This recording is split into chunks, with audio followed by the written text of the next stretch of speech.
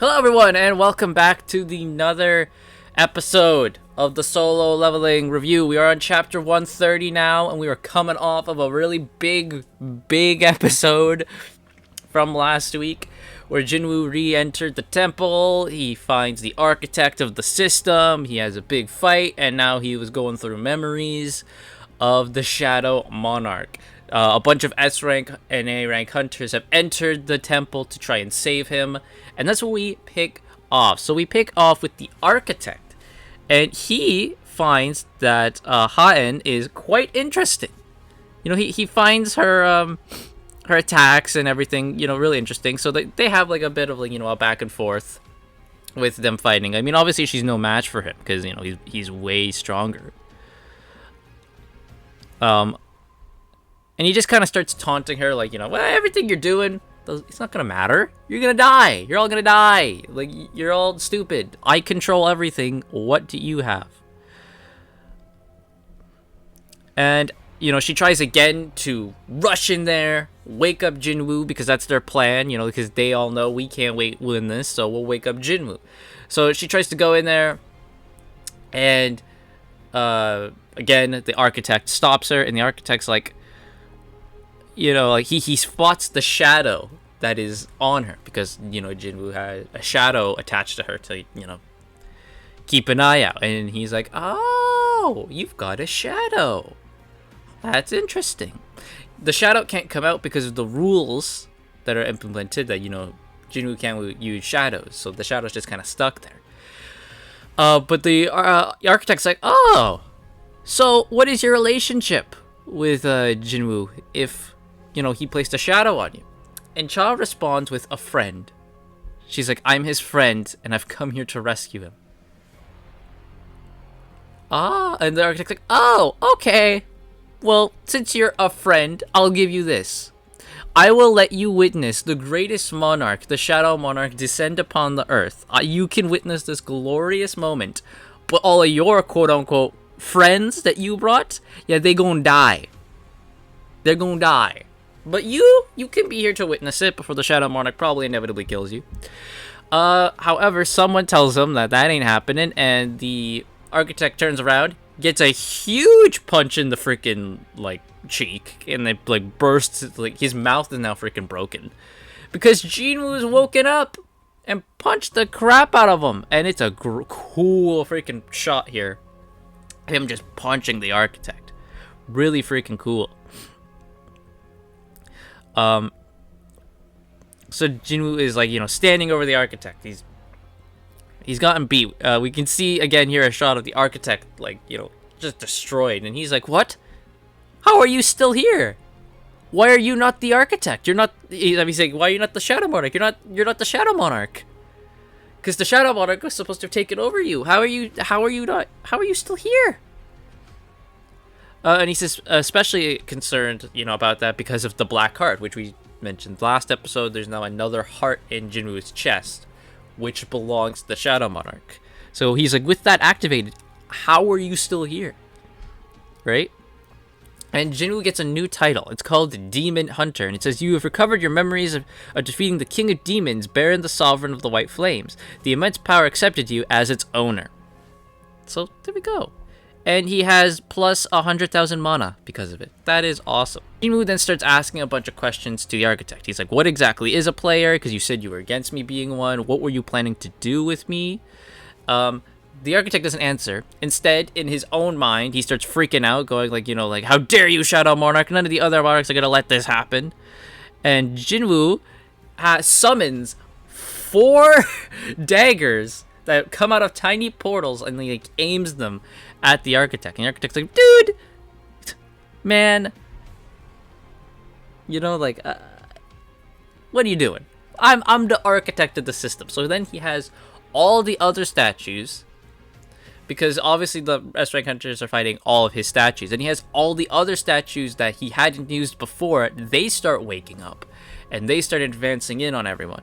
And the architect's like, what you gonna do now? If you kill me, you can't stop the statues. And Jinwoo's like, well, what if I just kill you and then the statues?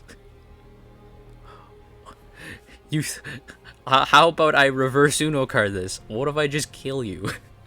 Which that is a point. Jinwoo's just like, I'll just kill you. The architect then's like, well, if you kill me, then the system, it might go away. And Jin was like, I have thought about that eventually. Like, the system would fall apart if the architect disappears. He's like, that's true. Jin was like, the architect, while Jin was talking, he's like, all right, he tries to use a bunch of commands, but they don't work. Instead, the architect himself gets a notification which says the system has denied the administrators access. And he's like, what? What is this? And Jin was just like, Jin was like, we go through like all the times where like the system has told them you must do this or you will die, right? Like when he had to kill all the hunters in I think it was the C rank gate, right? Where it's like the system needs him alive and all that type of stuff. He's like, I've thought about it and I've decided I'll just devour the whole system. Because he can just do that, apparently. He apparently, without explanation, is just like, no, I'm just gonna win. That's weird. I'd like a more explanation. It's a cool line and a cool thing where he's like, I'm just gonna eat the system whole. But it's like, how, though? I'd like a little explanation of how. But then we get a nice, really cool shot of Jinwoo just killing the architect, and it's really cool. A bunch of different colors, pretty, and all that type of stuff. The architect, before he dies, gives a prophecy. He says, when the pillars of fire that hold the heavens are raised, there will be an inevitable death approaching your way. And Jinwoo was like, okay, okay, dude, whatever. Tell it to someone who cares. Put this in my junk folder. Then moving on to chapter 131, we are back outside of the dungeon gate. Apparently it's been like an hour since the S rank hunters have went in, and everyone's kind of like, should we go in now, right? But no need. The hunters come back out. Everyone's kind of like, whoa, they are in bad shape. What the hell was in there that caused them to be so, bent out of shape? This is just a C rank gate. What's this? Jinchul asks very tiredly, can you help with the deceased? And they're like, deceased? Oh, shoot. Yeah, sure, man. Sure thing. So Jinwoo and Jinchul then start having a bit of a chat about this dungeon. Jinchul asks him, how did you know that this was a double dungeon? Right? Like, how did you know this gate produced the double dungeon? And Jinwoo just straight up tells him, the dungeon told me. It summoned me here. I received a message telling me to come here. He's being intentionally vague because Jinchul's like, can we see? He's like, no, it's only in my head. But being who Jinwoo is, Jinchul's just going to take him at his word. Like, okay, I don't think you're kind of BSing me. I'm pretty sure that's probably what happened. So I'll just take your word for it, I guess. So then Jinwoo is then asked by Haen. She's like, hey, you good, bro? And he's like, yeah, I'm good. And then he faints because he's tired. So there's that. We move to Japan now, where Yuri Orlov is there. A bunch of monocrystals are being deposited on the city. It's a 200 tons of monocrystals specifically, and he's like, yeah, that's enough for me to manage my magic circle. So that's his plan. He's gonna make a magic barrier circle around the gate to stop it from coming. And as he's pondering this, he's like, this is kind of strange. And like the guy next to him is like, pardon, sir? Is something wrong? He's like, no. It's just, I get the feeling there's someone lurking around. And then eventually he doesn't see anyone. And he's like, huh. And then he kind of just goes back to doing what he with his business. But he's like a bit wary, like, there's someone here. And we do see who this someone is. Jinwoo's dad, watching from the sidelines, is there. And he's like, everything is flowing according to the predetermined tragedy. So he knows what's happening. He knows what's about to happen. He knows what's about to happen. So then Yuri starts. He takes some alcohol. He's like, it's for my nerves, right? It's just to calm my nerves. So then his little dude there tells him that there's 15 S-rank hunters on standby. Yuri says, what about the U.S.? Did the U.S. not send anyone? Right? And that guy's like, oh, well, they have a new S-rank gate to deal with as well. gates like this have not appeared just in Japan, but they appeared in the States. They also appeared in England, in India. It's like everywhere in the world these gates are showing up. Then the gate has opened. It's cracked open, and we don't get to see what happens because we cut to Jinwoo in a hospital bed. He's woken up.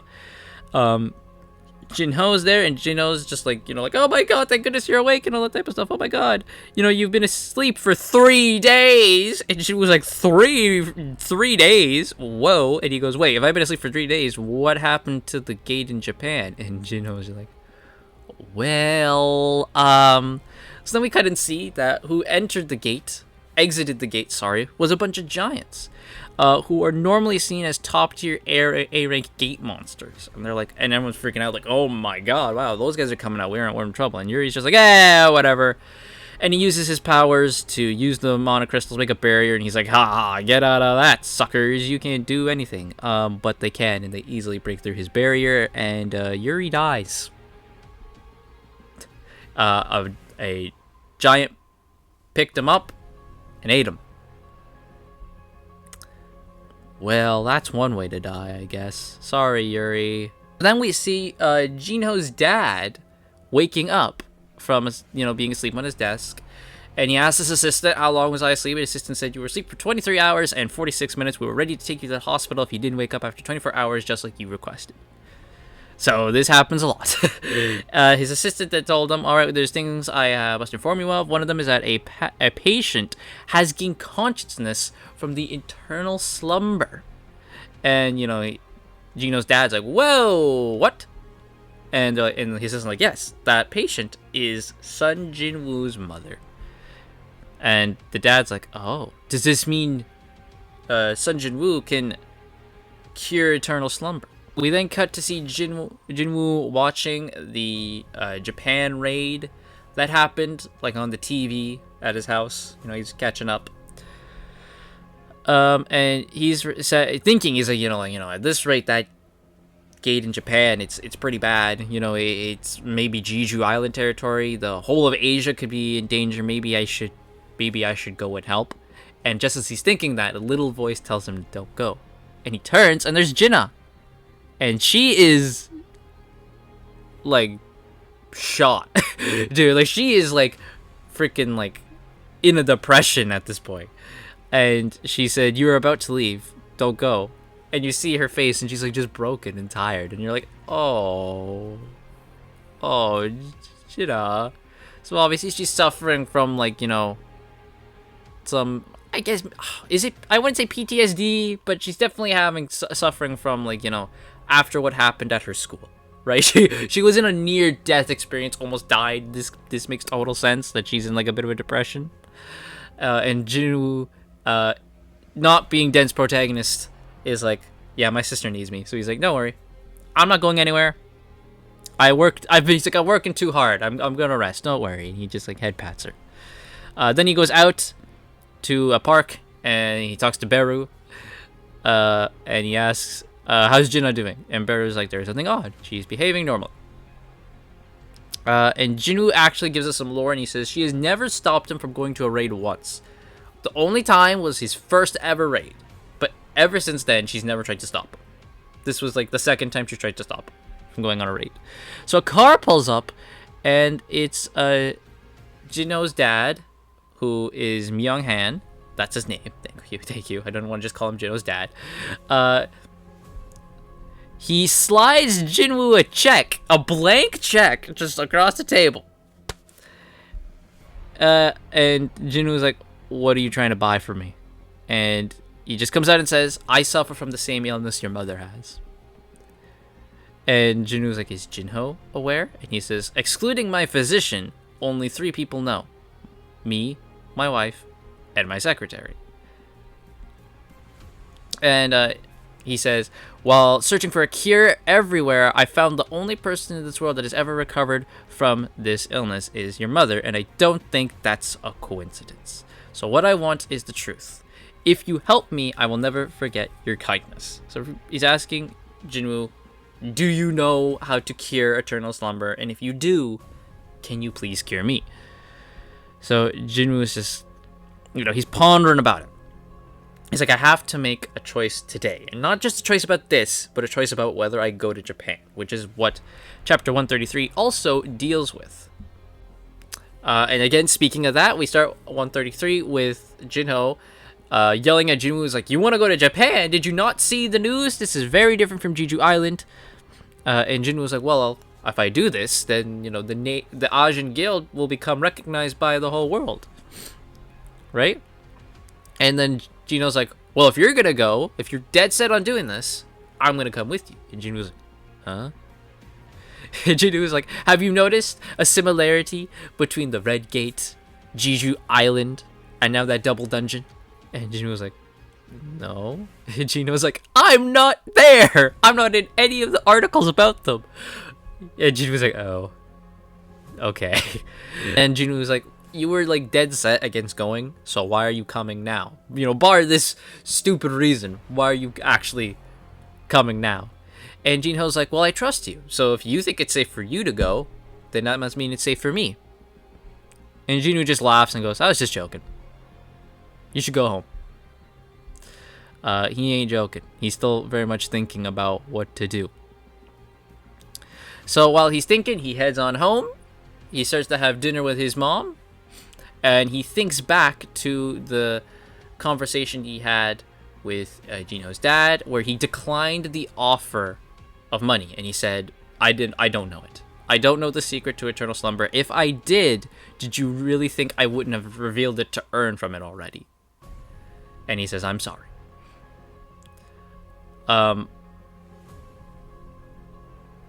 And his reasoning for not telling him is saying that, you know, the remaining holy water of life's uses is limited, so I have to use them wisely. He's already used it twice. He's won one on them. First one with his mother worked, the second one with Ha-En didn't. So who knows how much Medicis he's got left. He's got to use them sparingly, right? And as he's eating dinner and he's thinking about everything, he eventually comes to the decision of what he's going to do. When it comes to the Japan incident, he just tells his mom, he puts down like his chopsticks and he goes, Mom, I'll be back.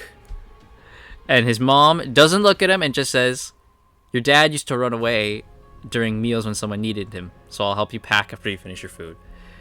And Jinna hears this in her bedroom and she starts like shaking under her covers because she's pulled the covers up over herself. After packing, Jinwoo steps inside the room and he's like, Jinna, are you asleep? And she goes, yeah. We need to talk. Well, I need to sleep. I like this. So he sits on her bed and he tells her, I almost died recently. And he says, I made it out alive. And I'm grateful for all the times I come back home alive. And this time will be no different. I'm going to come back home to you. And we get a really nice shot of Jinna, like her eyes watering from under the covers.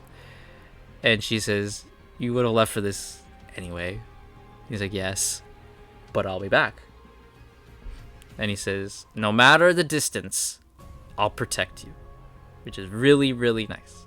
So then we get some shots, kind of like, I guess, time jumpy shots. We don't got time to really go into all this. Here's just some shots to quickly establish what's going on. So there are press conferences held where Chairman Go announces that Jinwoo will go to Japan to deal with the gate on behalf of Korea. Then we see at the airport, Jinwoo and Jinho are there on behalf of the Ajin Guild in Korea, and they are there in Japan to deal with the gate, and that's where we end chapter 133. So, with that, we are now in Japan. We're gonna get to see Jinwoo deal with the gate in Japan in the next couple stuff. So the stuff we dealt with in this one, I like that he was debating. It's not an instant. He's like, I'm going to Japan because I'm a good guy. I have to go. He was genuinely thinking about, do I go? Because I need to, you know, my sister's dealing with stuff. I just got my mother back. I want to spend time with her. Now my best friend wants to go with me to Japan to do this raid. And then he has to deal with, you know, his best friend's dad now asking him, can you help cure my illness and all that type of stuff. So there's a lot of stuff for Jinwoo to go and think about. And again, also thinking about the Japan dungeon break that like how many people are dying, right? Like the S rank hunters, they got nothing on any of these monsters, right? And I mean, hell, the S rank hunter they asked from Russia to come help was like the first one gone. He was eaten by a giant. So there's that. Anyway, that's gonna do it for me. Thank you all so much for watching, and I will see you guys all next week for the next episode.